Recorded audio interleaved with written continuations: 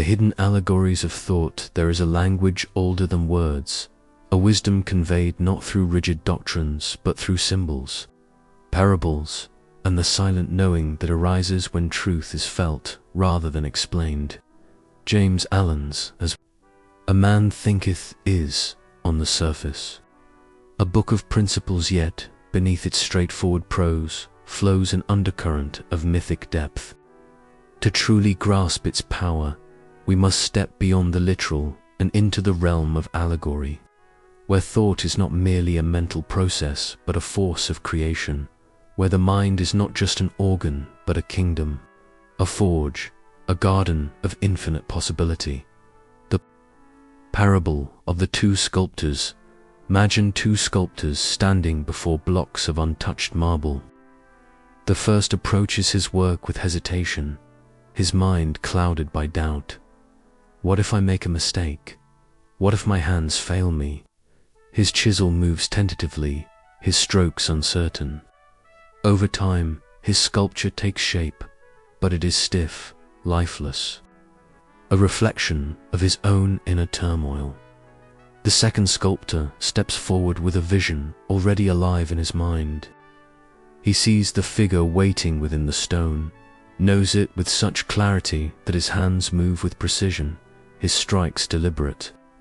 The marble yields, not to force, but to the certainty of his imagination. What emerges is not just a statue, but a masterpiece, because it was first perfected in thought before being born into form. This is the silent teaching at the heart of Allen's work. We are all sculptors, and our lives are the marble. Every doubt, every fear, every unwavering belief leaves its mark upon the unfolding shape of our existence. The mind does not merely react to life, it carves it. The kingdom within ancient traditions.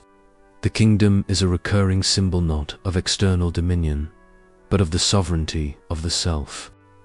Allen whispers this truth when he writes, "A man is literally what he thinks. The mind is a throne room, and the thoughts we entertain are the courtiers who shape policy, the advisors who whisper counsel, the rebels who plot insurrection. A kingdom ruled by fear is a land of shadows, where every decision is made from a place of defensiveness. A kingdom governed by wisdom is one of expansion, where challenges are met with strategy rather than panic. The ruler, the conscious self, must choose which voices to heed, which impulses to empower. Neglect this duty, and the mind becomes a battleground of conflicting impulses. Master it, and it becomes a seat of command. The forge of destiny fire transforms. Metal, when heated and hammered, is shaped into tools, weapons, works of art. Allen's philosophy mirrors this alchemy. Suffering, when met with the right mindset, is not merely endured but utilized. The trials of life are the furnace, and thought is the hammer that turns raw experience into strength. Consider the blacksmith who tempers a blade. Too little heat, and the metal remains brittle. Too much, and it loses its edge. But applied with precision, the process produces a weapon that can cut through obstacles, armor that can withstand blows. So too with the mind. Hardship, when approached with the right thoughts, what does this teach me? How can I grow from this? Becomes the very material of resilience. The mirror and the reflectionist and mystics speak of the world as Maya. Illusion, not because it is unreal, but because it is a projection of consciousness. Allen echoes this when he describes circumstance as the looking glass in which a man sees his own mind reflected. Imagine standing before a vast mirror that does not show your face, but your soul. A man consumed by anger sees enemies everywhere. A woman steeped in gratitude finds kindness even in strangers. The mirror does not judge, it only reflects. Change the inner state, and the outer world shifts in response. This is not mysticism, but a law of perception. We do not see the world as it is, but as we are.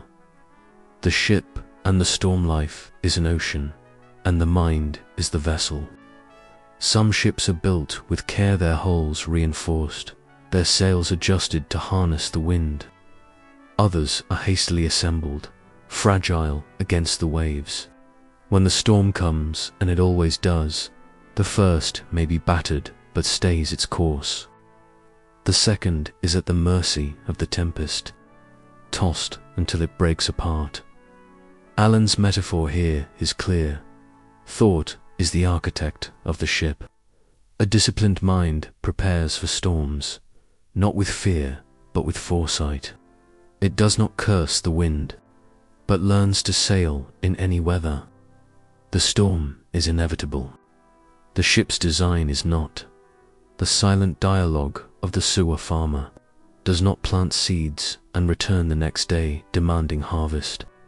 He understands the silent, unseen work beneath the soil, the roots spreading, the stalks rising in their own time. So too with thought. Every idea is a seed. Some are weeds, sprouting quickly but choking potential. Others are oaks, growing slowly but enduring for generations. The impatient mind, seeking instant results, scatters shallow thoughts and reaps fleeting rewards. The wise mind plants with care, knowing that the most profound transformations begin unseen. The loom of fate. Ancient cultures spoke of the fates, weavers who spun the threads of destiny. Allen's insight is that we hold the shuttle. Each thought is a thread, some golden, some frayed, and the tapestry we create is our life. A pattern of resentment weaves a cloth of strife. A design of courage produces a narrative of triumph. The loom does not discriminate. It only weaves what it is given. The invitation, these narratives are not mere stories. They are maps, showing the hidden pathways between thought and reality. To read them is to glimpse the machinery of existence and to recognize that we are not passengers in this process, but pilots.